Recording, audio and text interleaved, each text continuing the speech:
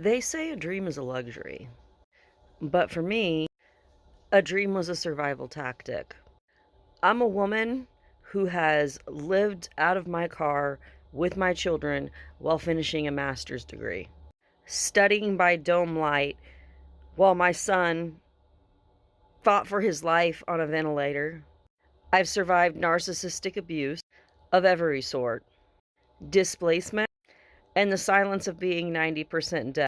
And I know that's probably hard for many of you to believe, but I wasn't born this way. I developed this in my late 30s, or early 30s, I should say, late 20s, and was diagnosed 80% at first and then lost 10 more, and now have 90% and wear bilateral hearing aids.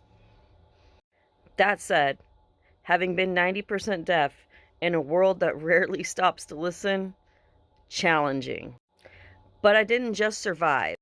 I wrote my way out. I did it alone. No man, no investors, no family support. Now, I'm the author of 30 books, including my latest release that just dropped in March 2026. I am the creative lead and the host of 3 podcasts.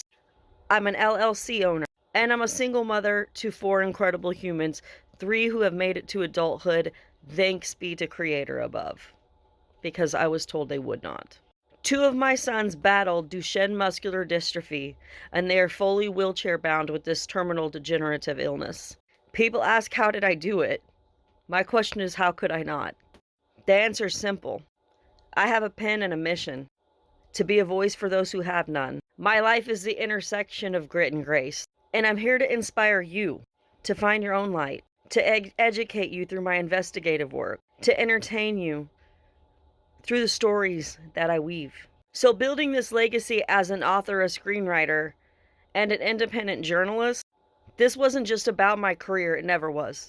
It was about providing for my family and amplifying the causes that matter, which is my only purpose and significance for existing. If my story resonates with you, here are 3 ways that you can help me out. Stand in solidarity with me and those like me, please. 1, read more. Check out my newest books and all of the books in my backlog. Buy them, read them, review them, tell your friends about them. Because that's the heart of what fuels me in everything I do and resistance causes. Then, 2, tune in and listen to my podcast.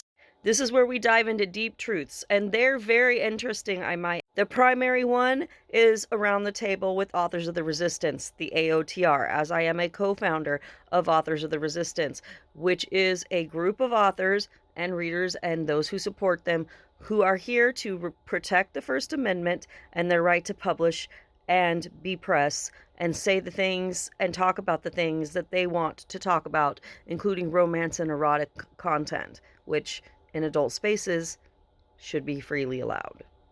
I also have Histories of Horror, which I co-host with my great friend A.L. Knuckles, and I also have The Mind of Cymarie, which is my solo podcast, and I have been privileged to interview some incredible people that I am quite proud of. You can check all of these out on Spotify or wherever you subscribe to podcasts. 3rd, share. Sharing really is caring, and it's the simplest thing that you can do. Reposts, likes, favorites, and comments, they're very easy, my friends. Because the mission is to reach every person currently sitting where I once was, in the dark, wondering if it ever gets any better. And I'm here to say, life is a challenge. It does get better, but we have to build that bridge together. Because I'm here to prove to you that your circumstances don't get the final say. Whether you're a caregiver, a survivor, a dreamer, keep your pen moving. My name is Cymarie Johnson, and I'm just getting started here. Join in and follow along. Subscribe to my Substack to follow my journey. Because I'm here to inspire, educate, and entertain you to have the best life that you can.